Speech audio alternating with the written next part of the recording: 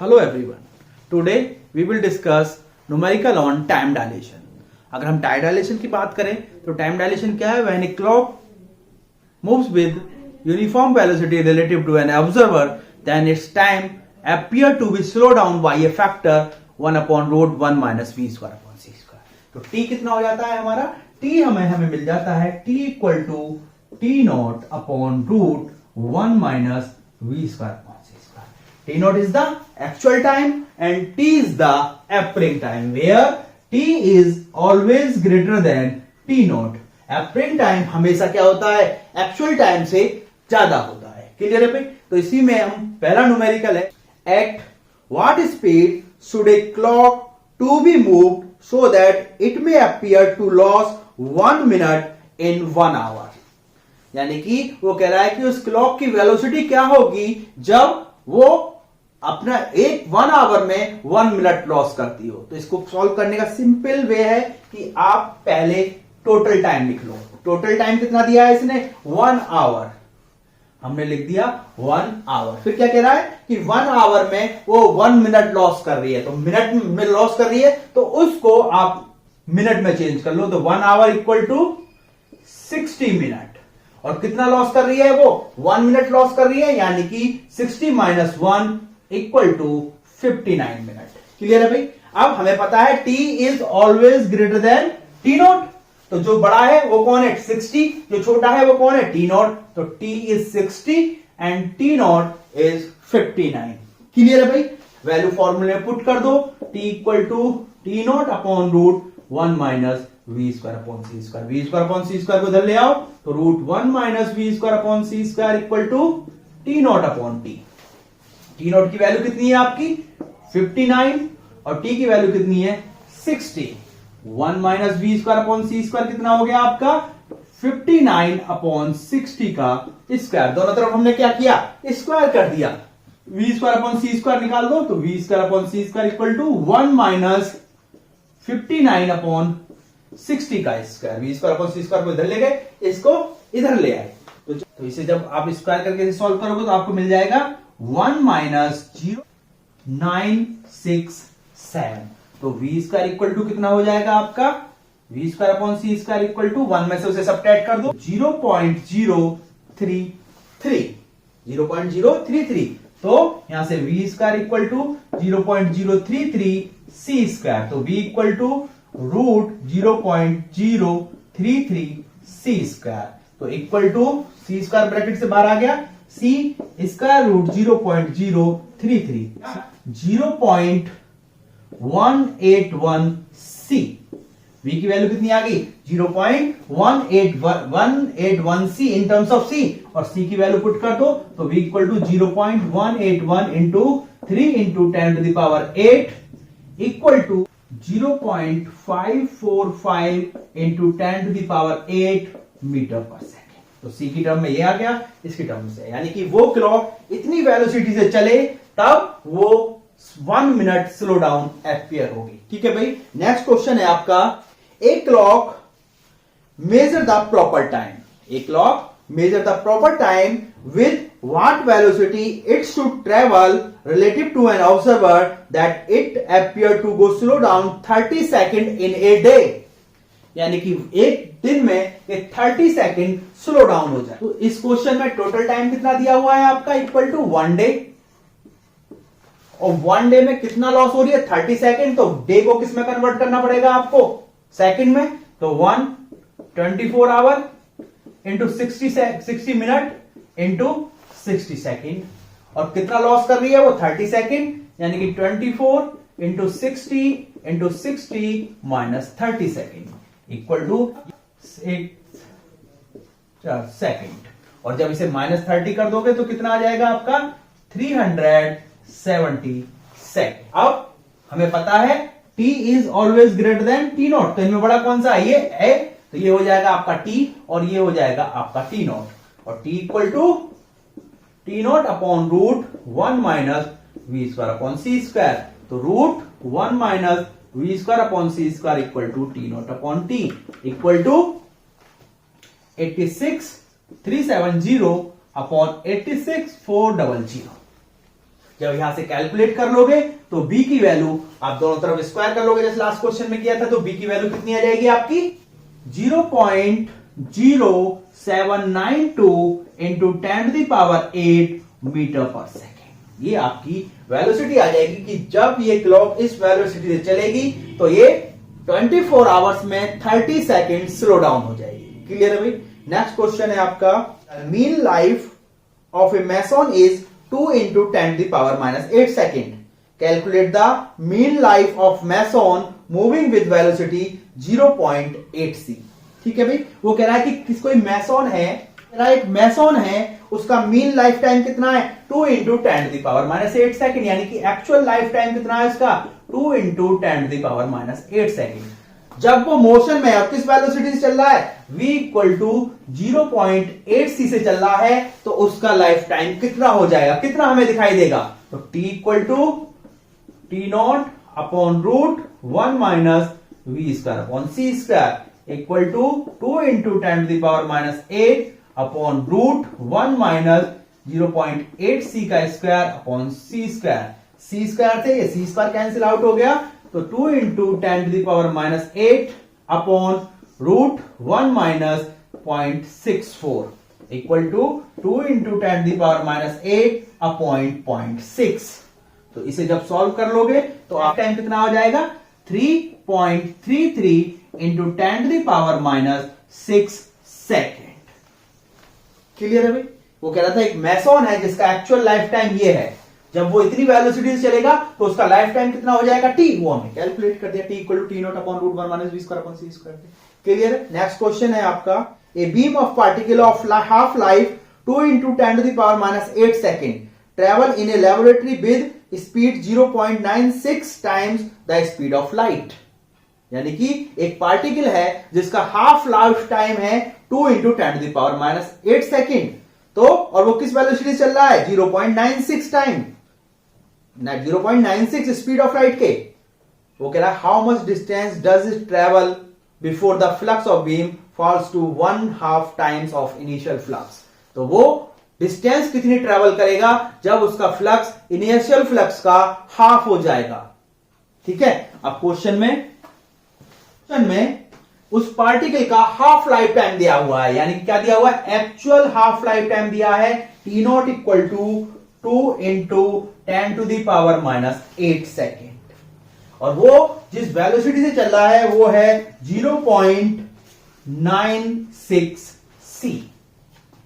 तो वो कह रहा है कि वो कितनी डिस्टेंस चलेगा, ये कितनी डिस्टेंस चलेगा, डिस्टेंस चलेगा जब ये इस वेलोसिटी से चलेगा, जब इसका actual life time half life time हो जाएगा, यानी कि distance equal to velocity into time. जब इस वेलोसिटी से चल रहा है तो इसका एक्चुअल एपरिंग टाइम कितना है, हाफ लाइफ टाइम तो ये है, और वो कह रहा है कि एक्चुअल फ्लक्स, एपरिंग फ्लक्स जब एक्चुअल फ्लक्स का कितना हो जाएगा, हाफ हो जाएगा। और ये कौन सा है, ये हाफ लाइफ टाइम ही तो है, ये एक्चुअल हाफ लाइफ टाइम है। और जब इस वेलोसिटी से चलेगा तो हमें क्या कैलकुलेट करने पड़ेगा, डिस्टेंस कैलकुलेट करने के लिए, वेलोसिटी इन टाइम के लिए हमें t कैलकुलेट करना पड़ेगा। जब हम ये t कैलकुलेट कर लोगे, ये t वो आ जाएगा जब ये इस वेलोसिटी से चलता है और इसका फ्लक्स अपनी वैल्यू का हाफ हो जाएगा। तो t equal to t0 upon root 1 minus v square upon c square equal to 2 into 10⁻⁸8 upon root 1 minus 0.96c का square upon c square. c square से c का स्क्वायर कैंसिल आउट हो गया। जब आप इसे कैलकुलेट कर लोगे तो t आ जाएगा आपका 7.1 इंटू 10⁻⁸8 सेकेंड। और डिस्टेंस कितना आ जाएगा, डिस्टेंस बराबर वेलोसिटी इंटू टाइम। वो इतने टाइम, जब इस वेलोसिटी चल रहा है तो कितना टाइम एम्पियर हो रहा है, उसका इतना टाइम एम्पियर हो रहा है, तो वो कितनी डिस्टेंस चलेगा इतने टाइम में, velocity into time equal to 0.96c into 7.1 into 10⁻⁸8 equal to 0.96 into 3 into 10⁸8 into 7.1 into 10⁻⁸8। Solve कर लोगे तो ये आ जाएगा 20.45 मीटर। तो कितनी डिस्टेंस चलेगा वो 20.45। हमने टाइम क्यों ये वाला टाइम दिया, क्योंकि ये जो गिवन है t0, ये half life time, already half life time given है, और एपरिंग टाइम भी कौन सा पूछ रहा है वो, कि जब वो अपना फ्लक्स का हाफ हो जाएगा। तो हमने उसी से एप्रिंग, ये भी कौन सा आ गया, टी हाफ आया, ये टी नॉट हाफ गिवन है, ये टी नॉट हाफ गिवन है, हमने टी हाफ निकाल लिया कि हाफ टाइम में कितना टाइम एम्पियर होगा, और ये डी हाफ आ गया। जब उसका डी हाफ लाइफ टाइम चलेगा तो कितनी डिस्टेंस मूव करेगा वो, 20.45 किलोमीटर। क्लियर है भाई। नेक्स्ट क्वेश्चन है आपका, show that 4 dimensional volume element dx dy dz dt is invariant under Lorentz transformation. यानी कि आपका जो 4 डायमेंशनल वॉल्यूम है, 4 डायमेंशनल वॉल्यूम कौन सा, volume equal to dx dy dz dt, वो कहता है कि show that 4 dimensional volume is invariant under Lorentz transformation. ठीक है भाई। और अकॉर्डिंग टू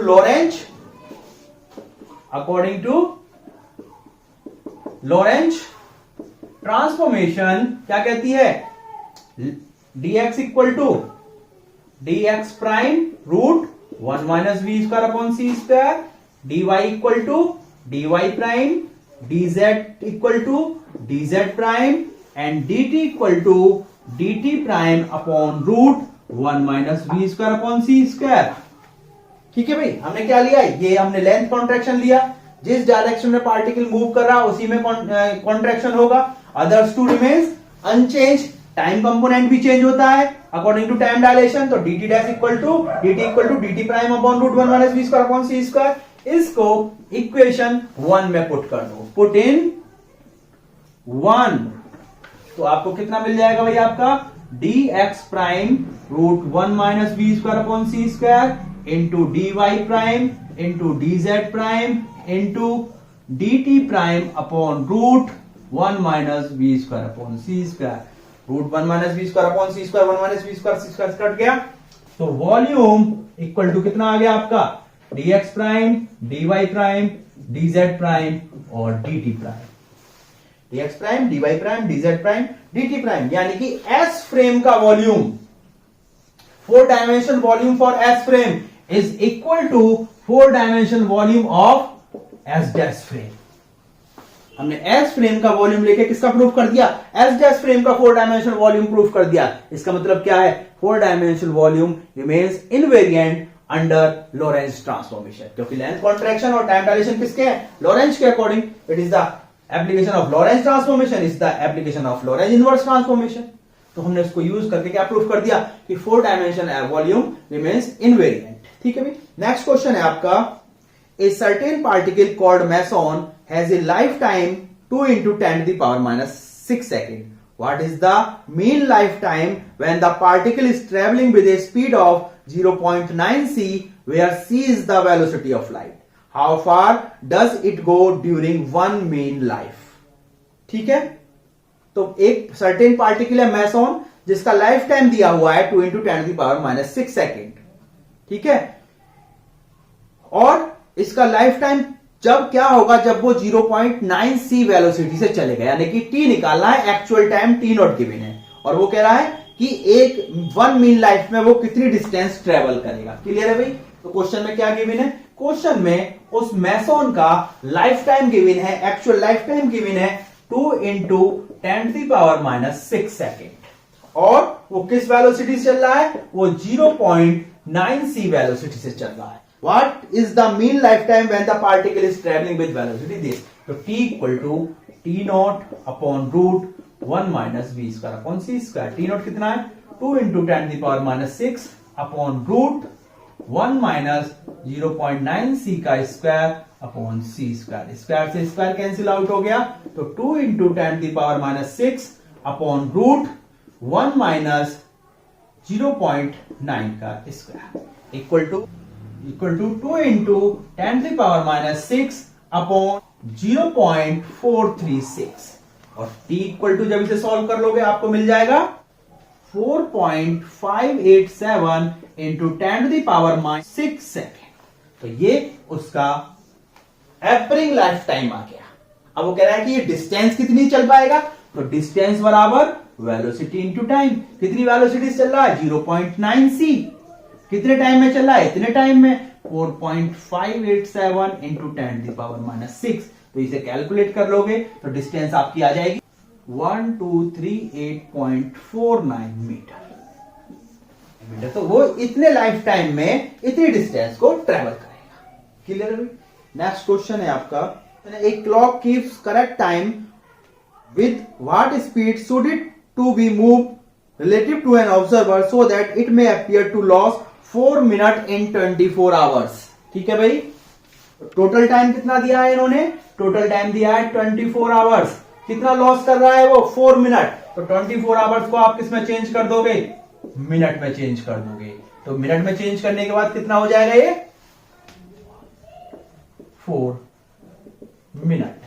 कितना लॉस कर रहा है वो 24 आवर में? 4 मिनट। तो कितना हो जाएगा? 1440 मिनट। हमें पता है t is greater than t naught. तो बड़ा कौन है? ये वाला। इसको हमने t दे दिया, इसको हमने t नॉट दे दिया। तो t equal to T nought upon root 1 minus we square upon C square. तो root 1 minus we square upon C square equal to T nought upon T equal to 1440 upon 1444। तो इसे जब solve कर लोगे square करके velocity की value, तो value 2.32 into 10 to the power 7 metre पर सेकेंड। लास्ट क्वेश्चन में जैसे हमने कैलकुलेशन की थी उसी हिसाब से इसकी कैलकुलेशन कर लेंगे। नेक्स्ट क्वेश्चन है आपका, a man leaves the earth in a rocket ship that makes a round trip to the nearest star which is 4 light year away at a speed of 0.8 c. How much younger will he be on his return that his twin brother who preferred to stay behind? यानी कि दो twins हैं। Question में क्या कह रहा है? दो ट्विंस हैं, एक को उन्होंने अर्थ पर छोड़ दिया और दूसरा जो है वो रॉकेट शिप में चला गया विद वेलोसिटी 0.8 c। कहां गया? किसी स्टार्स के राउंड चक्कर लगाने गया। उसकी अर्थ से डिस्टेंस कितनी है? 4 लाइट ईयर। तो टोटल डिस्टेंस कितनी होगी? 4 लाइट ईयर जाने की और 4 लाइट ईयर आने की। तो टोटल टाइम कितना लगा? Distance upon velocity. क्लियर है भाई? तो उसने जो बताया, उसने कहा कि ये अर्थ है, अर्थ पर एक P1 तो अर्थ पर रह गया, P2 ये कोई स्टार्स है, इसका राउंड लेके लौटकर अर्थ पर आ गया। ये जो P2 है और ये इसकी जो डिस्टेंस है एक तरफ की, वो है 4 लाइट ईयर यानी कि 4c ईयर। ठीक है, तो जो अर्थ पर रह गया, अर्थ वाले के लिए उस कितने अर्थ वाले को कितना टाइम महसूस हुआ? Time equal to distance upon velocity. Distance कितनी चला? 4 लाइट ईयर गया और 4 लाइट ईयर डिस्टेंस आया, तो 2 into 4c, 2 into 4c upon किस वेलोसिटी से गया? 0.8c वेलोसिटी से गया। कितनी वेलोसिटी से गया? 0.8c वेलोसिटी गया। c से c कट गया, 4 2 8 इक्वल टू 10 ईयर। यानी कि अर्थ वाला कितनी एज का हो गया? कितनी एज का टाइम हो गया अर्थ वाले का? 10 ईयर। यानी कि एक्चुअल टाइम कितना हो गया आपका? 10 ईयर्स का हो गया। ठीक है, तो ये 10 ईयर्स ओल्ड हो गया जो अर्थ पर रुका। अब जो स्पेसशिप में गया उसको कितना टाइम अपीयर हुआ? टाइम बराबर डिस्टेंस अपॉन वेलोसिटी। तो डिस्टेंस कितनी होगी आपकी? 2 इंटू 4c और into root 1 minus we square upon C square upon 0.8c। Distance कैसे निकालोगे? जिस डायरेक्शन में चलेगा वो डायरेक्शन में L equal to L not root 1 minus we square upon C square. तो टोटल डिस्टेंस कितनी चला वो? 2 इंटू 4c। लेकिन मोशन में है, क्योंकि हम रिलेटिविटी के अकॉर्डिंग बात कर रहे हैं, तो एक फैक्टर आ गया root 1 minus we square upon C square. जो अर्थ पर था उसके लिए तो एक्चुअली था 2 इंटू 4c अपॉन 0.8c, तो 10 ईयर्स ओल्ड हो गया। लेकिन जो रॉकेट शिप में गया, जो comparable to speed of light motion कर रहा है, जिसके लिए वेलोसिटी एक्चुअल में वेरी कर रही है, तो उसके लिए फैक्टर आ गया। तो कितना हो गया भाई आपका, c से c कट गया, यहां पर 10 आ गया, रूट आ गया, 1 माइनस b की वैल्यू कितनी दी है 0.8c का स्क्वायर अपॉन c स्क्वायर से c स्क्वायर कट गया, तो 10 root 1 minus 0.64 equal to 10 root 0.36 equal to 10 into 0.6, तो t कितना आ गया 6 ईयर ओल्ड हुआ। जो रॉकेट शिप में गया वो सिर्फ कितना ओल्ड हुआ, उसके लिए टाइम सिर्फ 6 साल बीता। जो अर्थ पर रहा उसके लिए टाइम कितना बीता, 10 इयर्स का हो गया वो, और ये कितना हुआ, ये 6 ईयर ओल्ड हो गया। मान लो अगर ये दोनों उस टाइम पर 16 इयर्स के थे, अगर वो उस टाइम पर 16 इयर्स के थे, तो जो अर्थ पर रह गया वो तो हो गया 26 इयर्स ओल्ड, और जो रॉकेट शिप में गया वो हुआ 22 इयर्स ओल्ड। क्लियर है? जो अर्थ पर रह गया, अगर 16 इयर्स के थे तब वो रॉकेट शिप में गया, तो जितने टाइम में वो वापस आया तो अर्थ वाला तो 26 का हो गया, और जो रॉकेट शिप में गया वो 20 इयर्स ओल्ड का हो गया।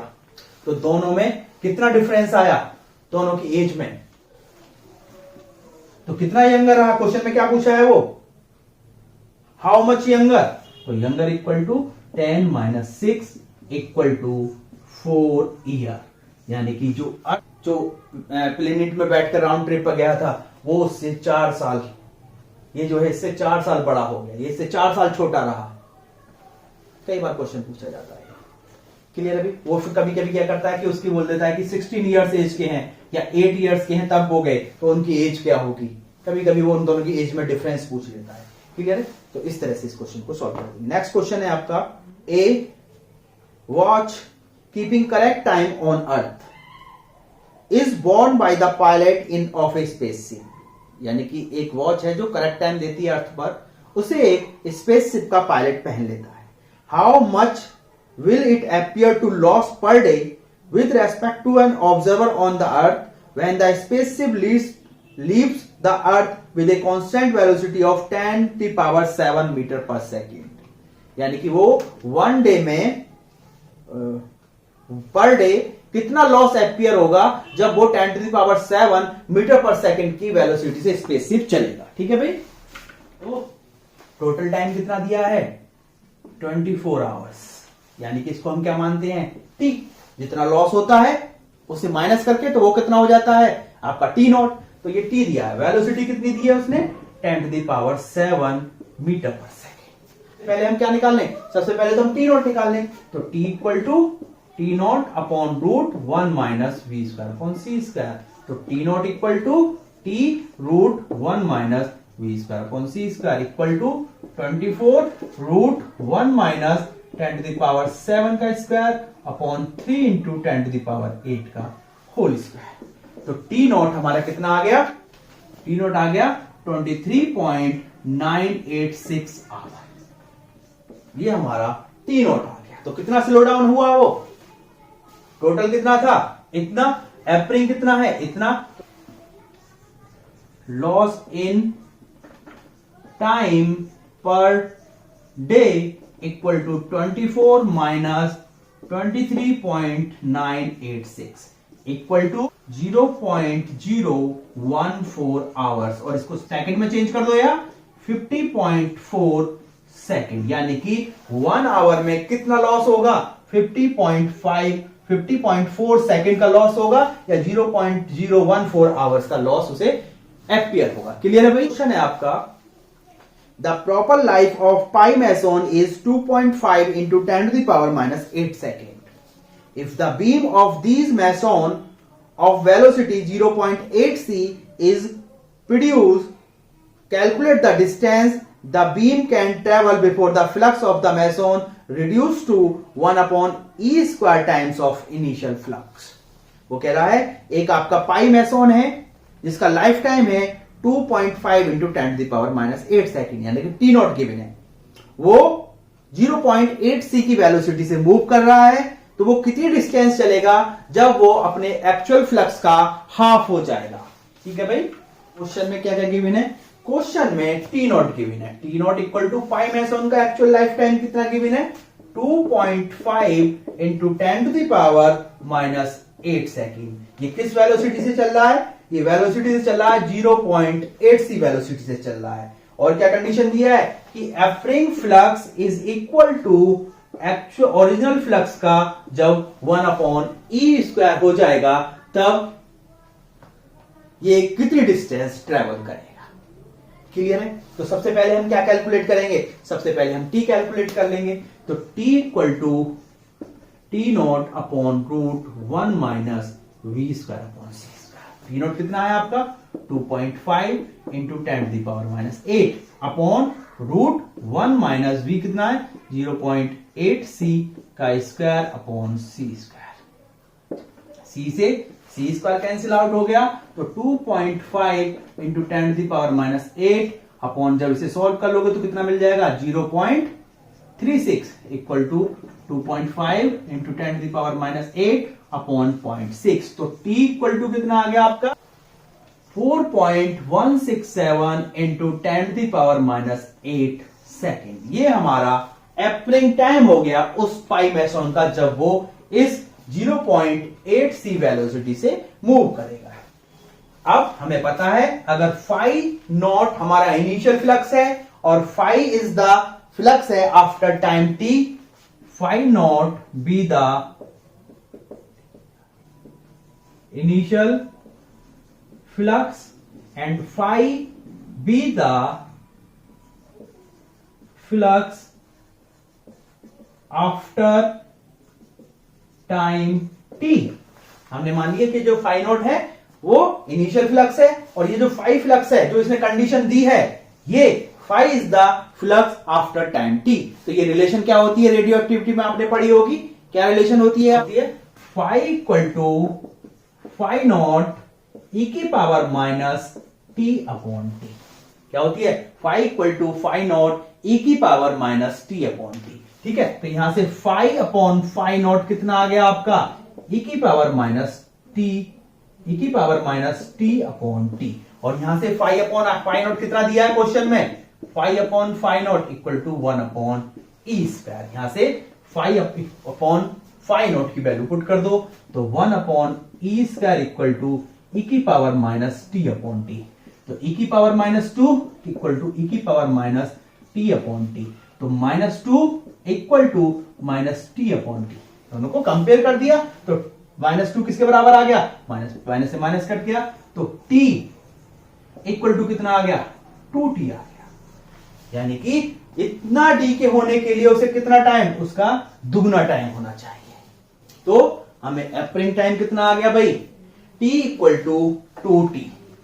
तो capital T equal to 2, t की वैल्यू ऑलरेडी निकाल चुके हैं, इंटू 4.167 इंटू 10⁻⁸। यानी कि ये वो टाइम आ गया जब वो अपने फ्लक्स का कितना रह जाएगा 1/e² रह जाएगा। वो कब रह जाएगा 1/e², जब उसका टाइम कितना हो जाएगा 2t हो जाएगा, जब वो अपने फ्लक्स का एक्चुअल फ्लक्स का 1/e² टाइम्स हो जाएगा। तो हमने कैपिटल T निकाल दिया। तो कैपिटल T कितना आ गया हमारा 8.334 इंटू 10⁻⁸ सेकेंड। और डिस्टेंस कैलकुलेट करा रहा है तो इतने टाइम में वो कितनी डिस्टेंस ट्रेवल करेगा, डिस्टेंस बराबर वेलोसिटी इंटू टाइम।